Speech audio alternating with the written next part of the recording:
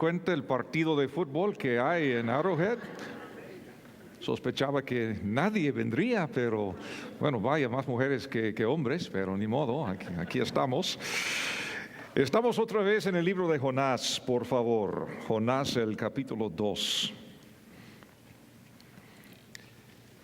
Seguimos con el estudio de este libro chiquito de tan solo 4 capítulos. Un libro bastante conocido por la historia. No es que tantos hayan estudiado al fondo este libro, pero cualquier niño en la escuela dominical puede contar la historia de Jonás y la ballena, o el gran pez, o lo que fuera. Pero ni modo, aquí estamos. Noten, por favor, en el capítulo 2, que estas palabras aparecen en forma poética, como si fuera un salmo. Es algo bastante elocuente, bastante profundo, lo que tenemos aquí, las palabras de Jonás. Y para entenderlo bien, para refrescar la memoria, vamos a dar lectura a este capítulo tan chico. Entonces oró Jonás a Jehová, su Dios, desde el vientre del pez, y dijo: invoqué en mi angustia a Jehová, y él me oyó. Desde el seno del Seol clamé, y mi voz oíste. Me echaste a lo profundo, en medio de los mares, y me rodeó la corriente. Todas tus ondas y tus olas pasaron sobre mí. Entonces dije: desechado soy yo delante de tus ojos, mas aún veré tu santo templo. Las aguas me rodearon hasta el alma, rodeóme el abismo. El alga se enredó a mi cabeza. Descendí a los cimientos de los montes. La tierra echó sus cerrojos sobre mí para siempre. Mas tú sacaste mi vida de la sepultura, oh Jehová, Dios mío. Cuando mi alma desfallecía en mí, me acordé de Jehová. Y mi oración llegó hasta ti en tu santo templo.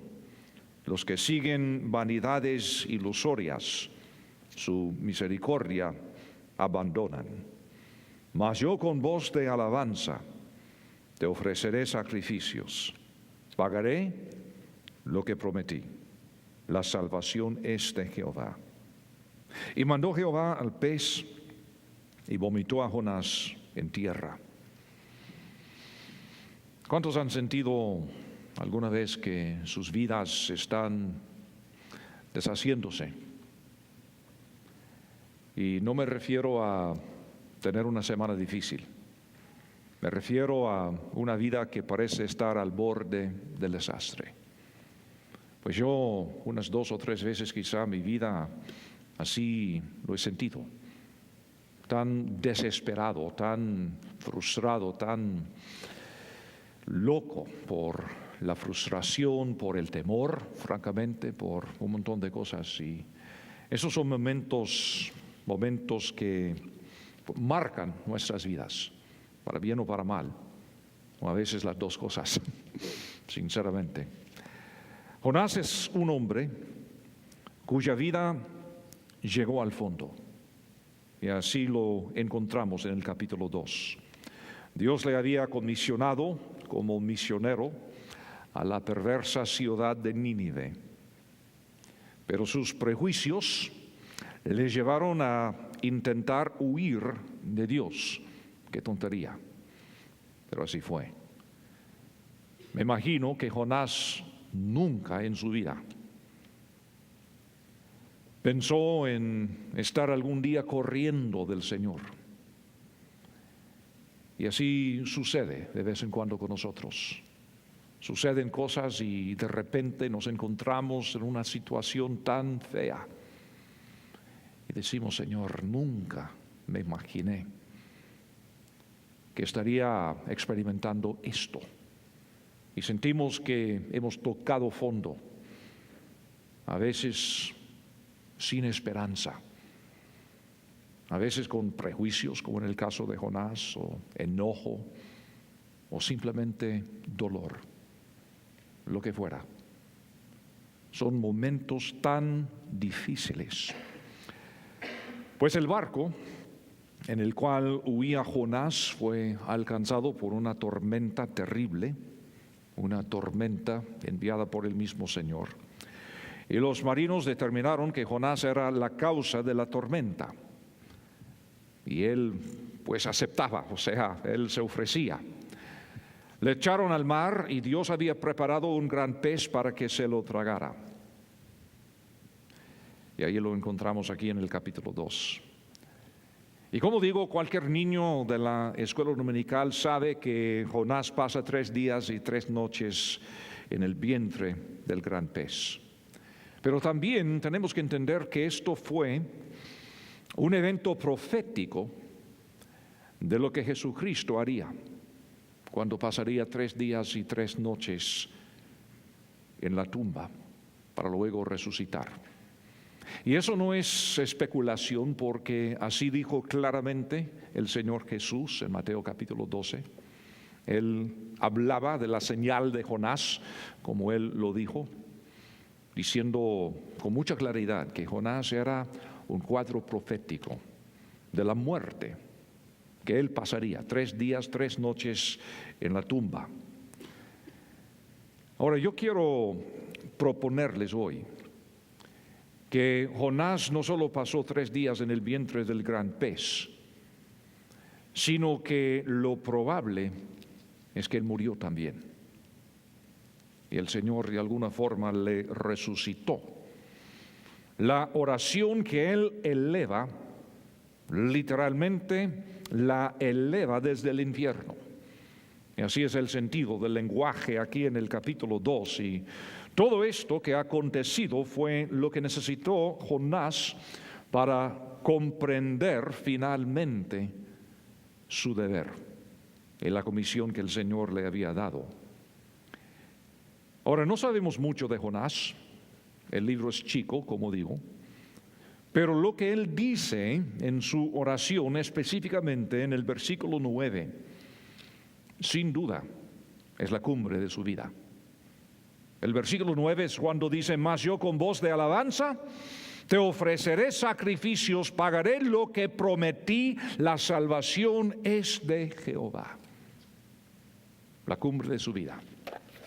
Ahora bien, la cosa anda bastante mal cuando el infierno es lo que distingue la cumbre de tu vida. Pero así es el caso de Jonás. El momento más importante de su vida, lo que él dice en versículo 9. Ahora, claro, va a salir del pez, va a predicar a los habitantes de Nínive, y el Señor va a enviar un gran avivamiento, el más grande de la historia, antes o después. Y Jonás sigue con sus prejuicios. Tremendo. El Señor lo usa y el tipo sigue con sus prejuicios. Es decir, a pesar de todo lo que el Señor hace, Jonás no se mejora. Obedece a la fuerza. Obedece, pero no aprende. Qué triste. El momento cumbre de su vida es una oración desde el infierno. Qué tremendo. Qué tristeza. Toda la Escritura tiene 3 niveles básicos de aplicación. Hay muchas formas para expresarlo, pero decimos que, en primer lugar, la Biblia es un libro histórico. Y vamos a hablar de la historia dentro de poco. O sea, la Biblia es un libro único entre las escrituras del mundo, por el hecho de que la Biblia no es tan solo una colección de dichos y principios, conceptos, y claro, tiene muchos conceptos y principios, pero la Biblia básicamente es un libro que nos cuenta las historias reales de personas como nosotros. Y no son todos héroes. Es decir, aún los personajes más destacados de la Biblia, como David, por ejemplo, el hombre en pos del corazón de Dios, era adúltero. Cometió homicidio también. Es decir, tenía sus problemas. Abraham, gran héroe. Abraham también tenía sus pecados, sus momentos de debilidad. Y por eso la Biblia es un libro tan profundo, porque habla de la vida real. No tan solo conceptos y principios, pero es la vida real. Hay otro nivel, y es el nivel de principios, enseñanzas, doctrinas se llaman. Es decir, Dios escoge estas historias, como la historia de Jonás, con el fin de enseñarnos a nosotros lecciones, enseñanzas, doctrinas, principios, para que nosotros también podamos escoger bien, para que nosotros también podamos servirle a Él y encontrar su salvación. Así que es historia, es enseñanza, pero también cada porción de la Biblia tiene otra aplicación. Es la aplicación muy personal para mí el día de hoy. Y cada vez que vamos a la Biblia, si podemos recordar bien estas tres aplicaciones, vamos bien. ¿Qué pasó? Es decir, la historia. ¿Qué pasó?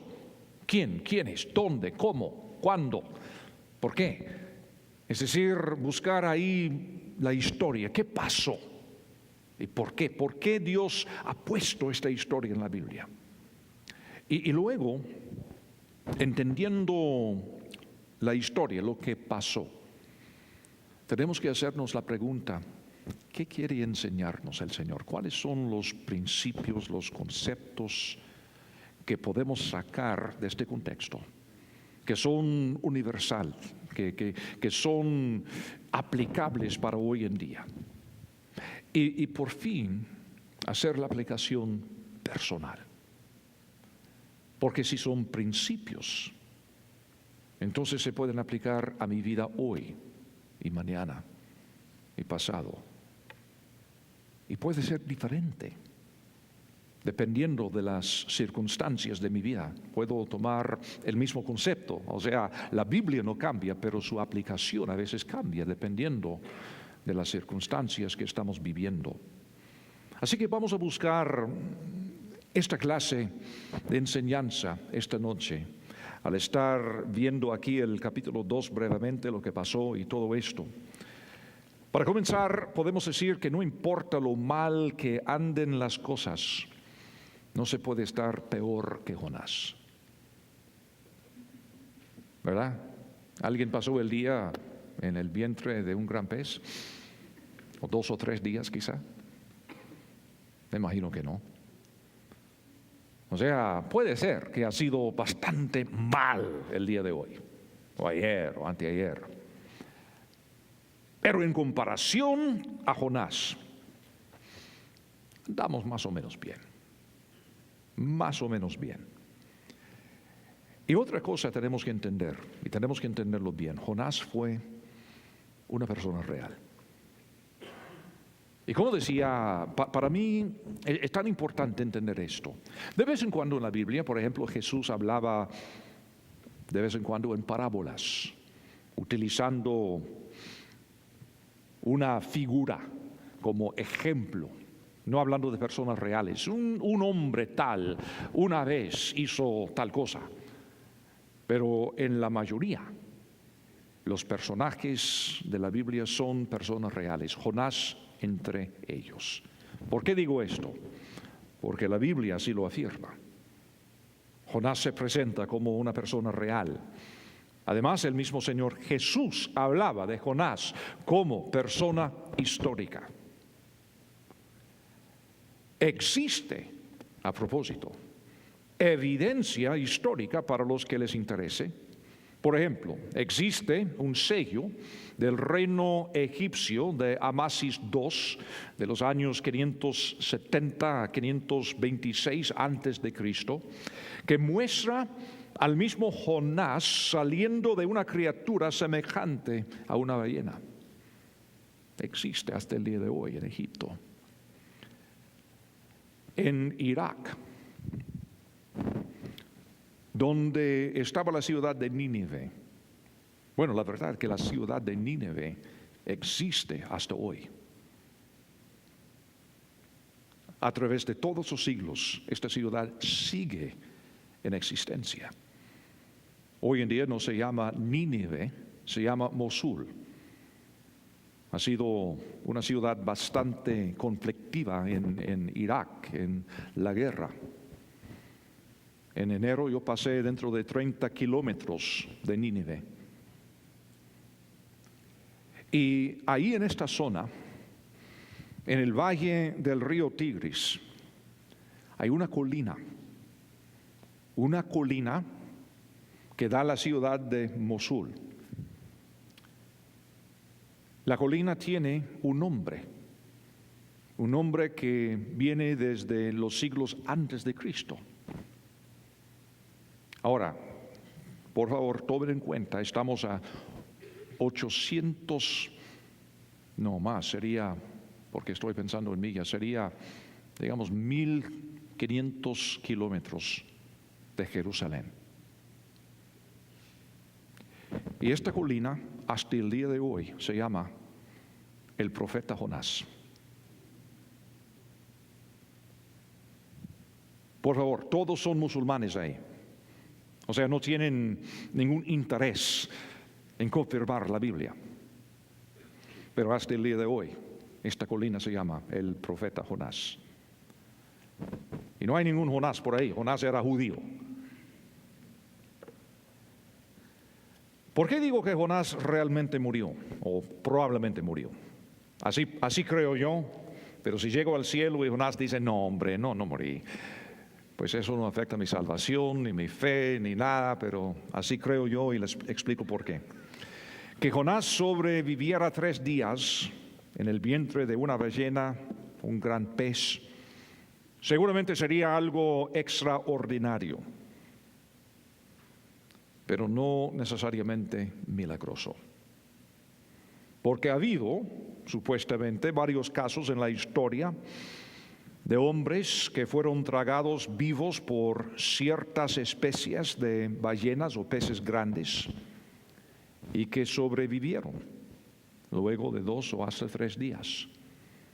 Por ejemplo, la Enciclopedia Británica cita la revista Princeton Theological Review de 1927, en la cual se describe el caso de un James Bartley, quien cayó sobre la borda de un barco y fue tragado por un cachalote cerca de las Islas Malvinas.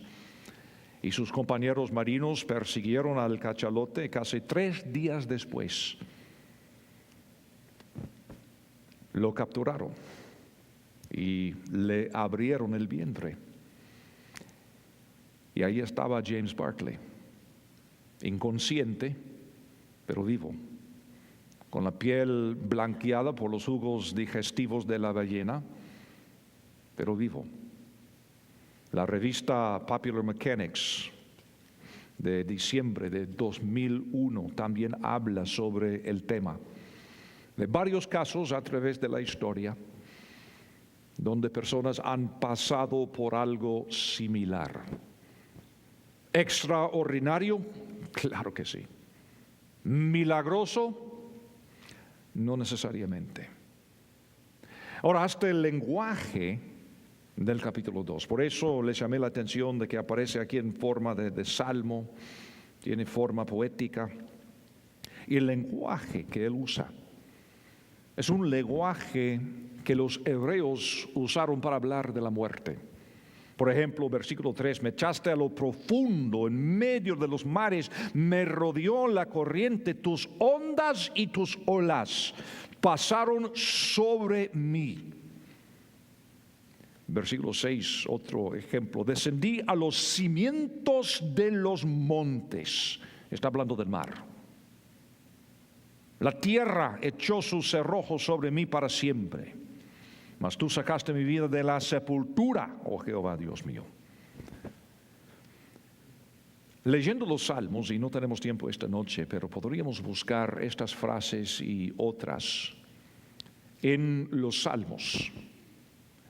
Y es cierto que de vez en cuando los hebreos empleaban un lenguaje así para hablar de algo sumamente difícil, exagerando, digamos, para hacer énfasis en sus apuros.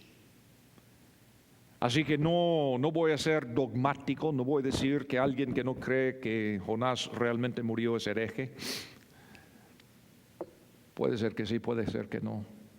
Pero para mí lo milagroso, y así han pensado muchos estudiosos a través de los siglos, lo milagroso acá probablemente es que Jonás murió y el Señor lo resucitó como cuadro del Señor Jesús.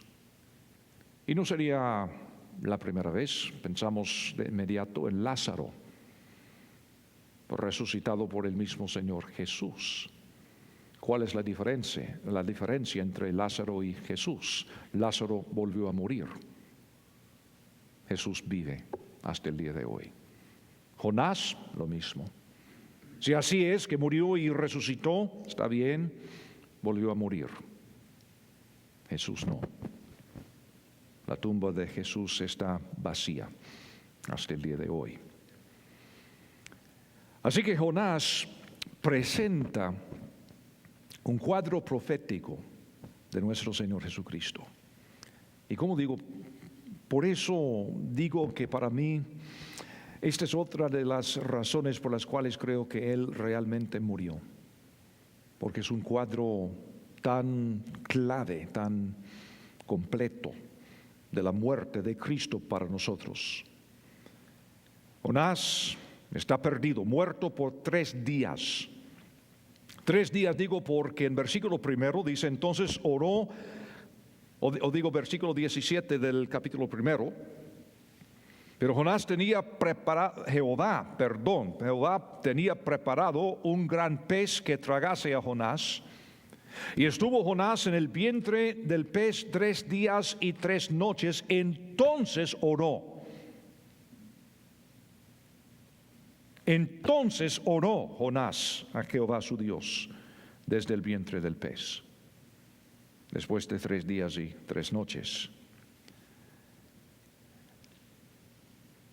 Y lo interesante, ora antes de ser librado en el versículo 10.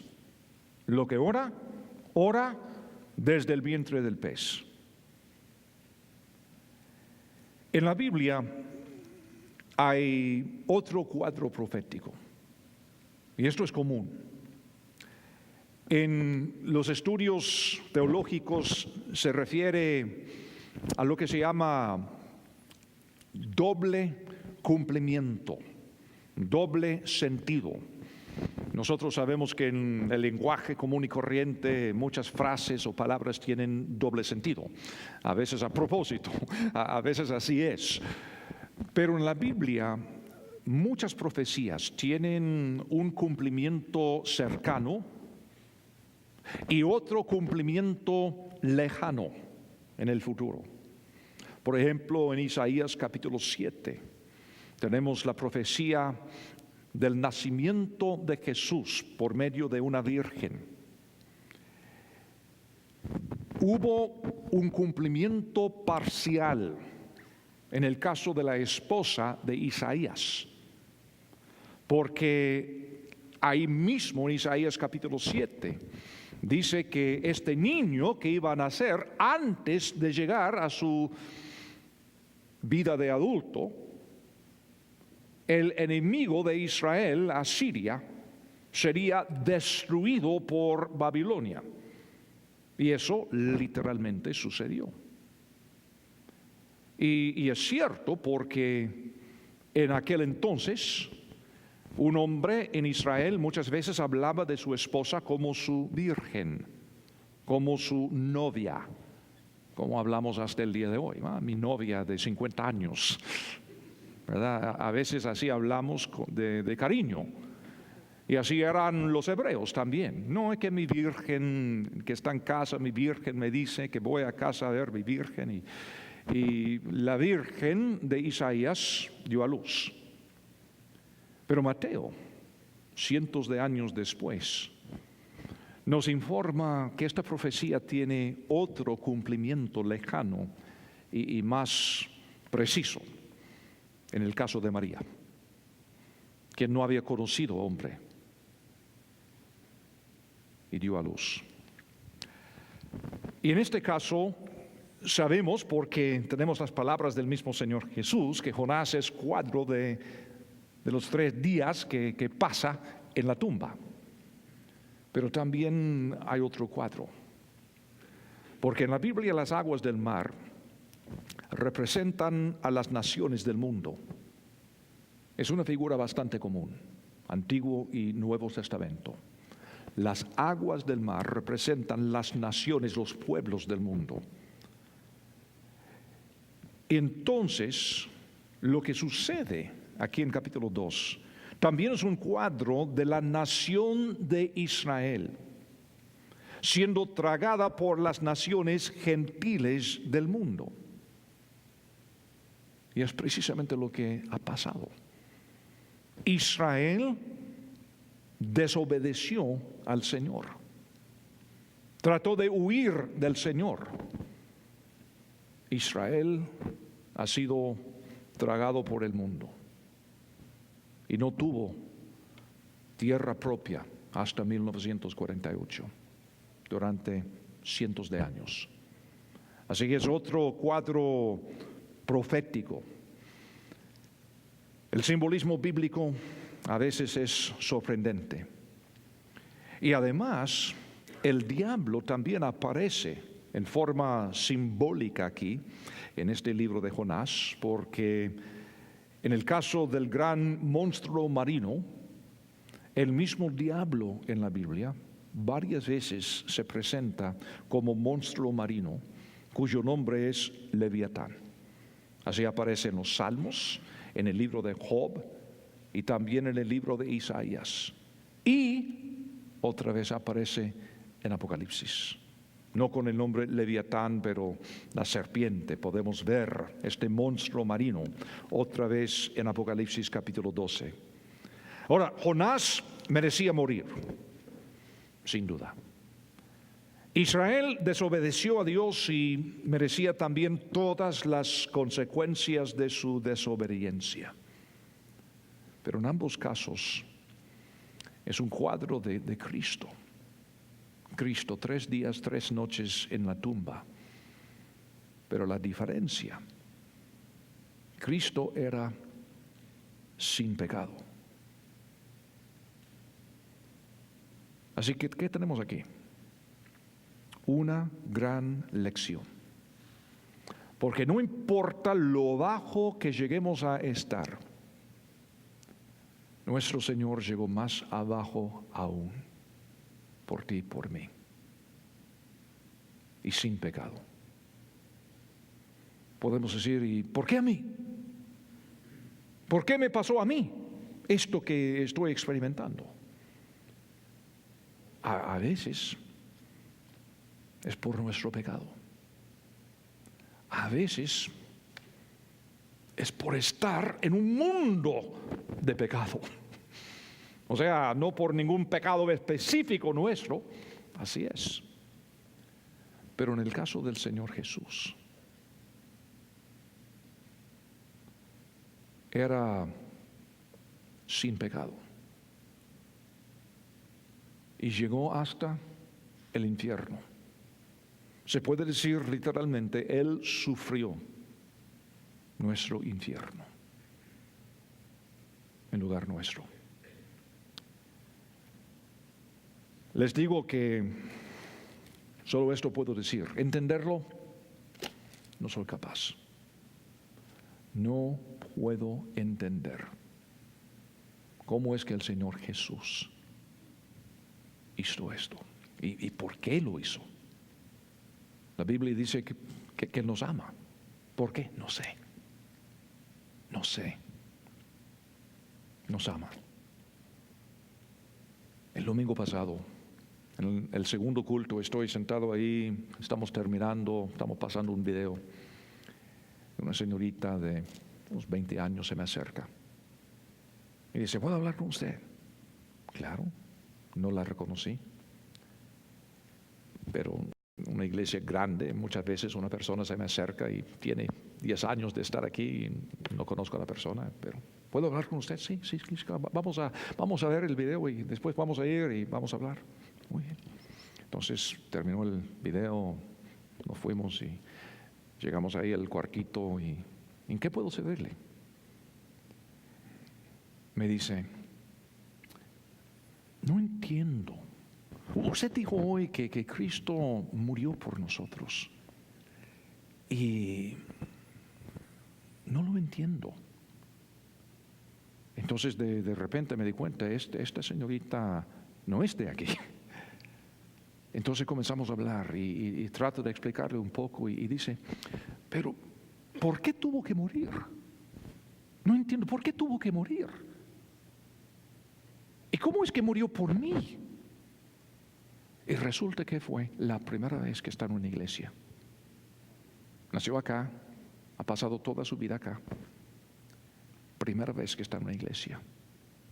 No tenía ni idea de lo que enseña la Biblia.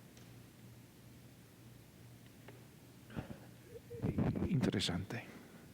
Yo tengo 40 años de estudiar la Biblia. Entiendo que Cristo murió por mí. Explicarlo me cuesta. Me cuesta. Me ama. ¿Por qué? No sé. Me ama. Todo esto hizo por mí. Él experimentó mi infierno.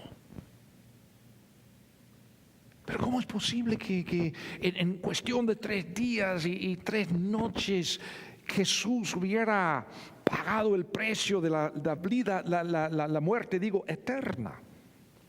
Pero si es Dios, entonces tiene vida eterna.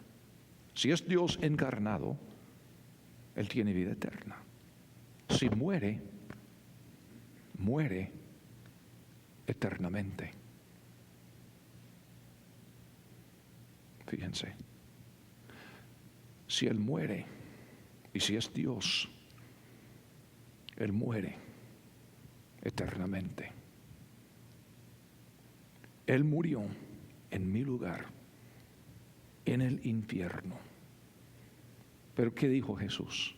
Nadie me quita la vida, dijo Jesús en el Evangelio de Juan. Nadie tiene poder para quitarme la vida. Yo la pongo y yo la tomo de nuevo. Murió y resucitó. ¿Explicarlo? Hasta ahí. Hasta ahí. Entonces, cuando veo en la Biblia estos cuadros, y Jonás es uno de varios, porque ¿cómo es que un evento va a captar todo lo que hizo Jesús? Imposible. Este evento es uno de varios en la Biblia. Y cada vez que paso por estas historias, quedo con la boca abierta, pensando en lo que Él hizo por mí. Qué tremendo. Ahora, la segunda y la última cosa que quisiera contemplar es el ejemplo que daremos nosotros cuando tocamos el fondo, cuando estamos en esos momentos trascendentales y pensamos que vamos a morir o queremos morir y no sabemos qué hacer. Cuando estamos en una posición como la posición de Jonás, ¿qué podemos hacer? Y yo creo que la oración de Jonás también nos sirve a nosotros. Ahora fíjense, como digo, Jonás no es un gran héroe. Jonás es un gran sinvergüenza. Es un tipo lleno de prejuicio. Un tipo que pretende huir de Dios y no puede. A la fuerza cumple lo que Dios le había comisionado y da resultado. Él es el evangelista en el avivamiento más grande de toda la historia. Y se enoja después. Todos los habitantes de Nínive llegan al arrepentimiento y se enoja Jonás. Quiere que se fueran al infierno. Se enoja. El tipo jamás vence sus prejuicios y termina su vida, según sabemos nosotros, un hombre amargo, enojado, bravo. Sin embargo, en esta oración desde el infierno, Jonás nos da un patrón muy lindo. Primero, reconoce su pecado. Aquí tenemos el reconocimiento de su pecado, una confesión honesta. Entonces oró Jonás a Jehová, su Dios, desde el vientre del pez y dijo: invoqué mi angustia a Jehová y él me oyó. Desde el seno del Seol clamé y mi voz oíste. Me echaste a lo profundo, en medio de los mares me rodeó la corriente, todas tus ondas y tus olas pasaron sobre mí. Entonces dije: desechado soy de delante de tus ojos. Ahora en versículo 3, por ejemplo, deja en claro que Jonás comprendía el verdadero problema. Me echaste, Dios, me echaste a lo profundo. Bien merecido. Pero ese es el asunto. Jonás tuvo que reconocer cómo llegué a meterme en este lío.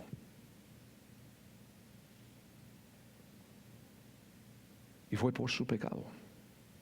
Y aún antes, en el primer capítulo, Jonás abiertamente a los marinos les dijo: por mi causa, por mi culpa. Yo estoy huyendo del Señor, de mi Dios. Reconoce su pecado, al menos reconoce su pecado. Pero qué feo hablar con personas que están tocando el fondo y no tienen esperanza ni nada. Y es algo tan claro para ellos, para todos, que su pecado les ha llevado a este punto y solo quieren poner excusas. Hay una diferencia entre razones y excusas. Hay una razón por la cual Jonás está aquí en el vientre del pez: su pecado, sus prejuicios, su desobediencia, su pecado. Pero excusa no hay. Pero muchas veces queremos ofrecer excusa. No, es que esto, que lo otro, que fulano, que mis padres, que los maestros de la escuela pública donde fui, que la iglesia, que esto, que... Tenemos un montón de excusas. Jonás al menos reconoce su pecado. No culpó a otros, ni a las circunstancias, ni al diablo. Ni al diablo. No, es que el diablo es muy fuerte, que uno sabe que las tentaciones, que... Ni eso.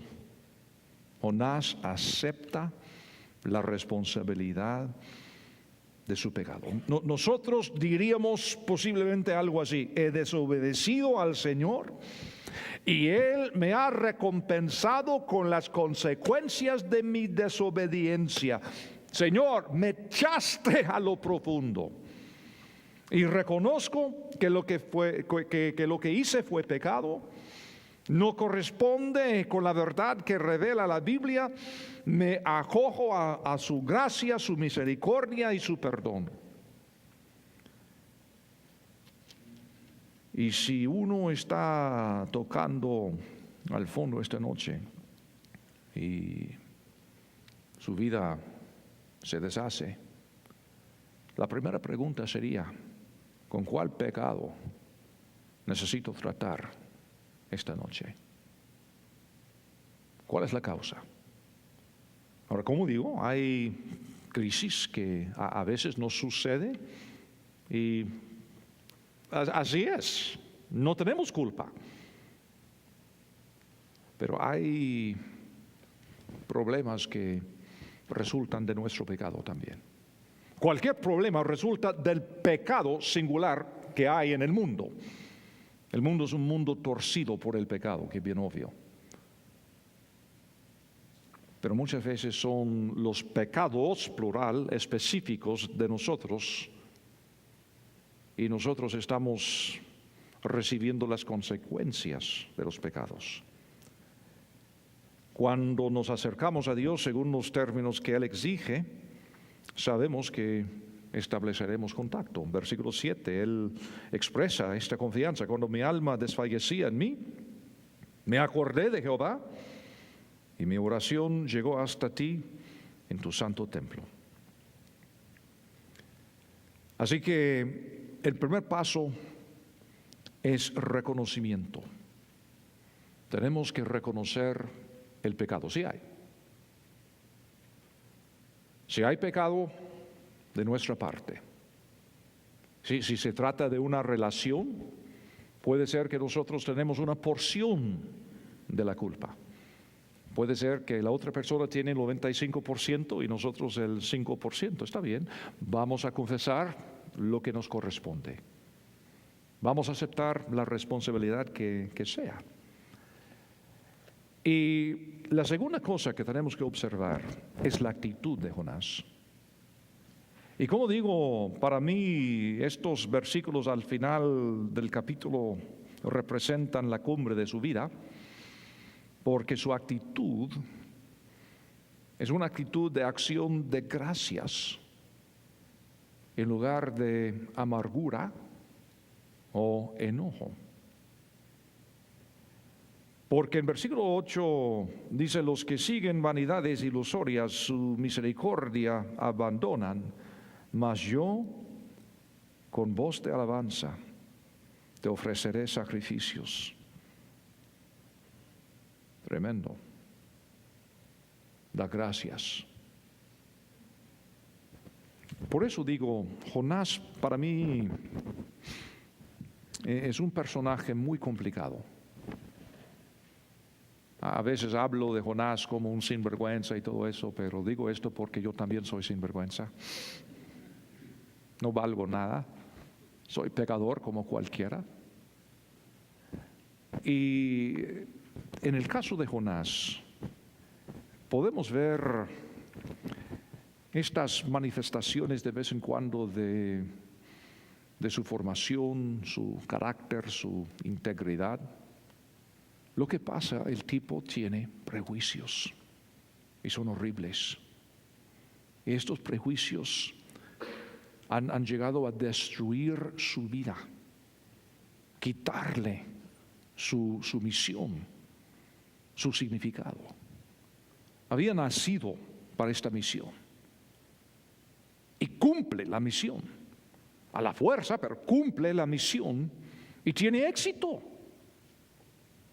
pero no recibe la recompensa porque nunca vence sus prejuicios.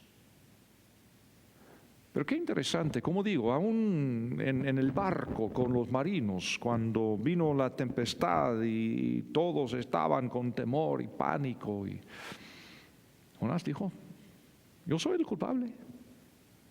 Yo sé que yo soy la causa de todo esto, échame al mar. Qué tremendo, o sea, no es como un tipo que encontramos en la calle robando bancos y matando gente y todo eso. O sea, este tipo tiene algo. Y aquí, desde la muerte, está orando, dando acción de gracias y alabanza. Qué tremendo. Por eso digo, es un tipo complicado. Tiene malo, tiene bueno, como todos nosotros. Pero qué interesante lo que dijo Pablo también. Porque Pablo dijo en primera a los Tesalonicenses 5:18, y van a reconocer estas palabras: dad gracias en todo. No dijo por todo, sino en todo. Pero Señor, no me siento agradecido. No, dad gracias en todo. Es un mandato. Dad gracias en todo. ¿Por qué? Porque esta es la voluntad de Dios para con vosotros en Cristo Jesús. Pero Señor, no me siento bien, que no me siento agradecido. No, dad gracias en todo porque esta es la voluntad de Dios para con vosotros en Cristo Jesús. De nuevo, es un asunto de obediencia. Jonás ha desobedecido y ahora un paso de obediencia. Mas yo con voz de alabanza te ofreceré sacrificios. Si somos obedientes en dar gracias a Dios en todo, Dios es fiel para darnos un corazón agradecido. Pero la acción viene antes que la actitud. Es decir, la fe viene antes que los sentimientos.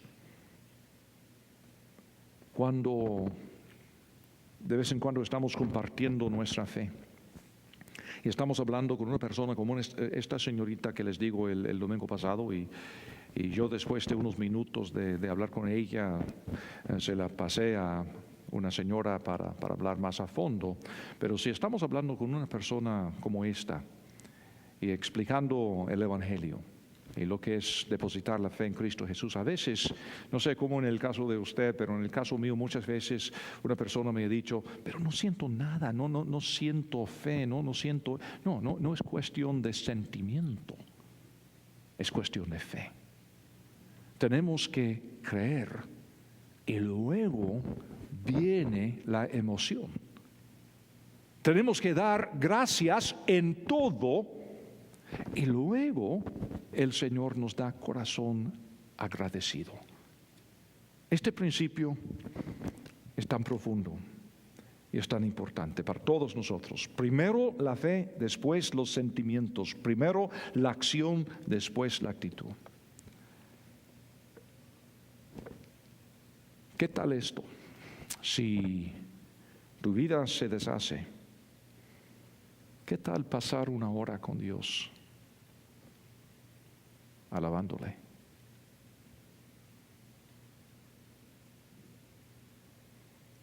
No tienes que esperar hasta estar en el vientre del gran pez como Jonás. Pero ¿qué tal 30 minutos? ¿Qué tal 15 minutos? 15 minutos sería como una eternidad, sinceramente, dándole gracias.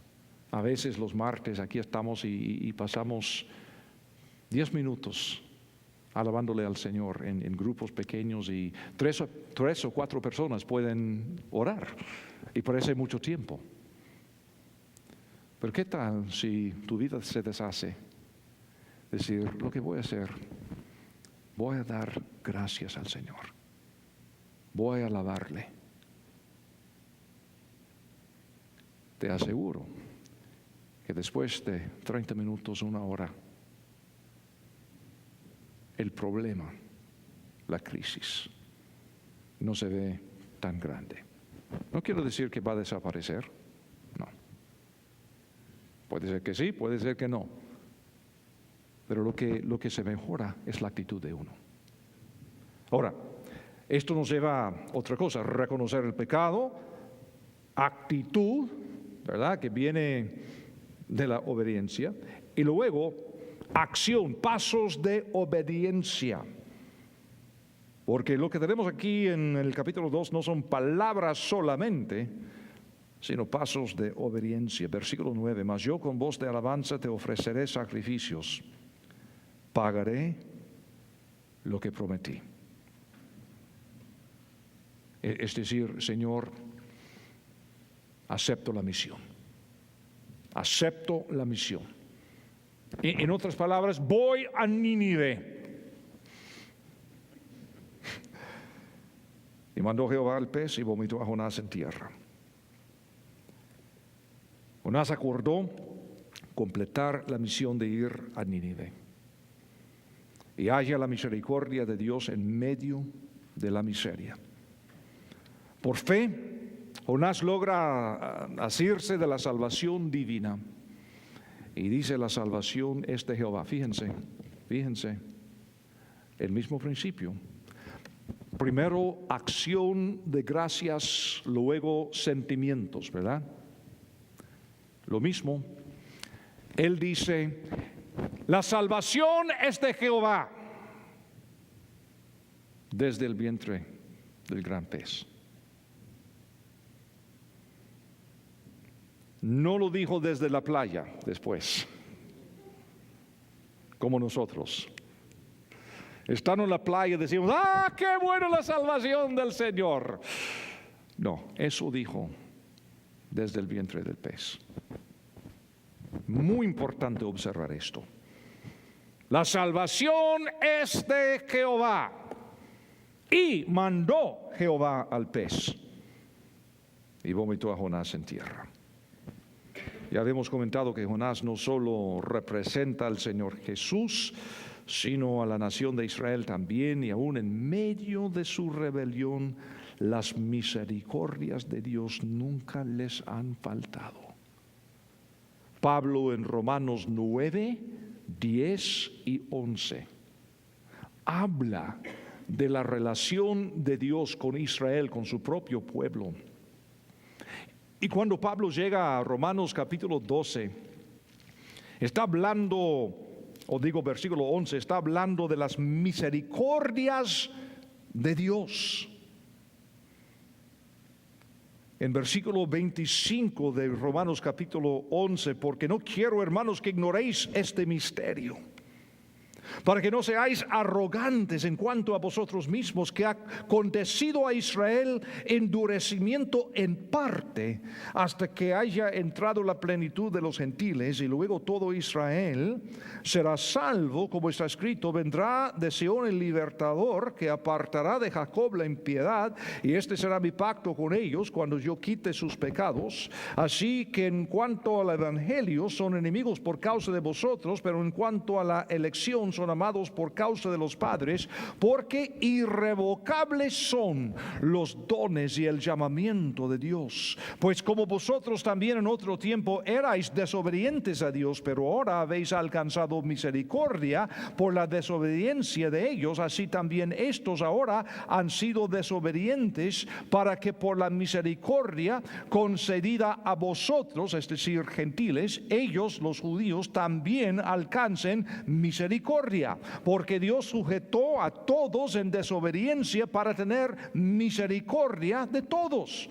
Oh profundidad de las riquezas de la sabiduría y de la ciencia de Dios, cuán insondables son sus juicios e inescrutables sus caminos. Porque ¿quién entendió la mente del Señor? ¿O quién fue su consejero? ¿O quién le dio a él primero para que le fuese recompensado? Porque de él y por él y para él son todas las cosas. A él sea la gloria por los siglos. Amén. Así que, hermanos, os ruego por las misericordias de Dios. Ahí está el contexto.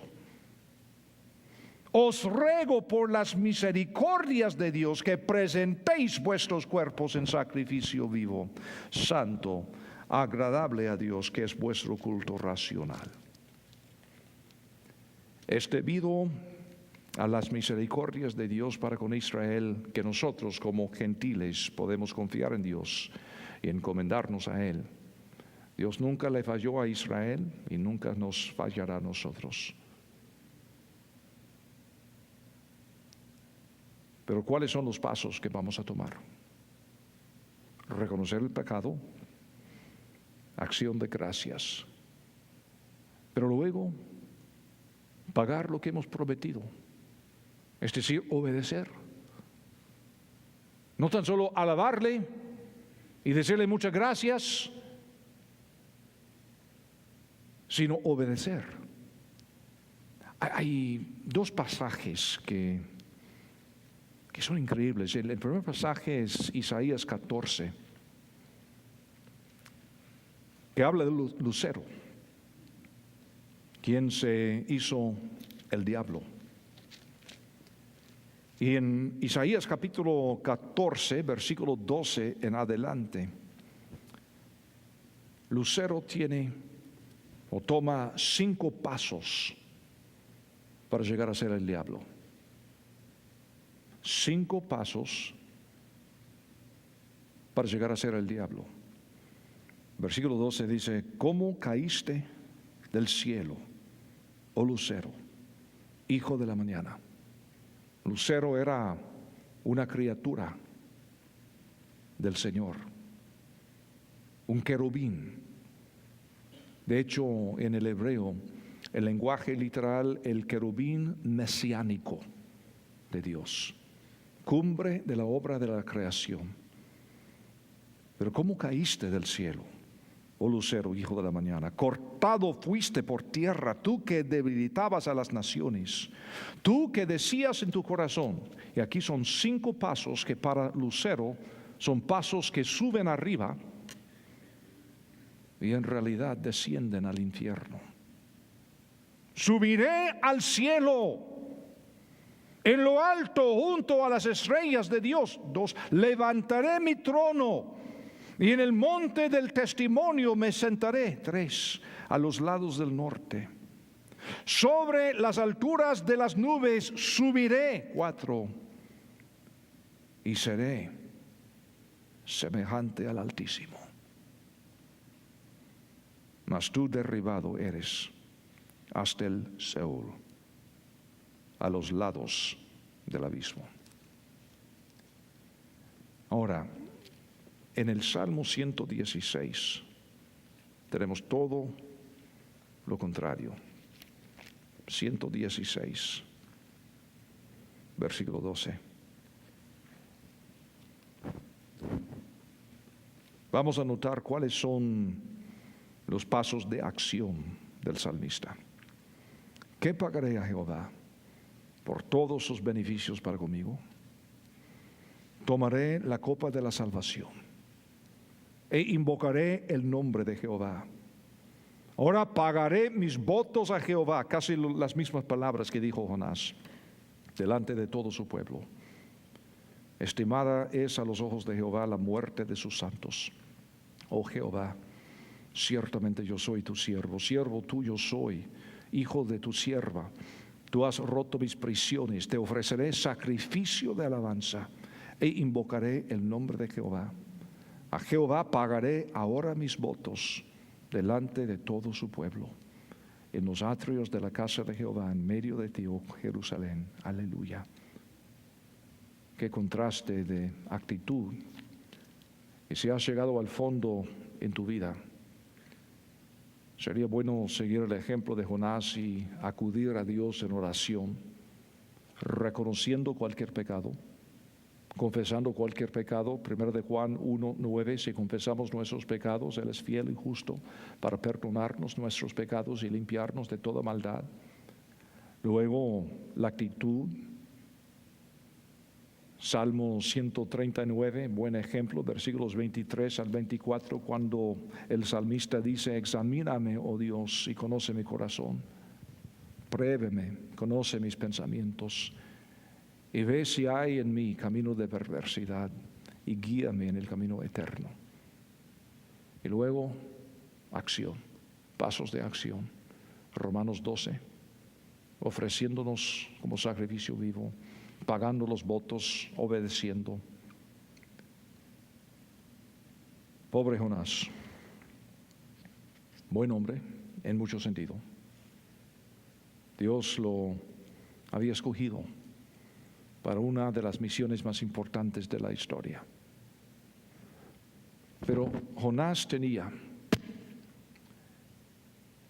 una parte de su vida que no veía, una ceguera parcial, se puede decir, padecía Jonás, porque sus prejuicios fueron tan grandes que aun cuando el Señor lo usa a la fuerza y tiene éxito, Jonás pierde y no recibe beneficio. Al contrario, se pone aún más enojado, más amargo, como vamos a ver llegando al capítulo 4. Pobrecito. Es tan fácil reconocer el pecado, arrepentirnos, confesarlo, luego darle gracias al Señor, alabarle a Él y tomar pasos de acción para que no fueran tan solo palabras. Yo no sé si ha llegado al fondo o no, sí, pero lo bello, si estudiamos la Biblia al fondo, tan solo tenemos que obedecer. Padre Santo, cuánto te alabamos esta noche, cuánto te damos gracias, Señor, en todo, aún en lo doloroso y lo feo, aún, Señor, en las cosas más difíciles. Te damos gracias porque tú eres Dios. Pero, Señor, no queremos terminar como Jonás. Señor, enséñanos no tan solo cómo reconocer nuestro pecado y confesártelo y alabarte. Enséñanos, Señor, pasos de acción para obedecerte y ofrecernos como sacrificio vivo debido a tus misericordias. Y si hay alguna persona aquí o escuchándonos en este momento que todavía no ha pasado más allá de su religión, su tradición, sus ceremonias, sus memorias, sus buenas obras y todo esto para conocerte, para tocar el corazón tuyo y recibir perdón, vida eterna.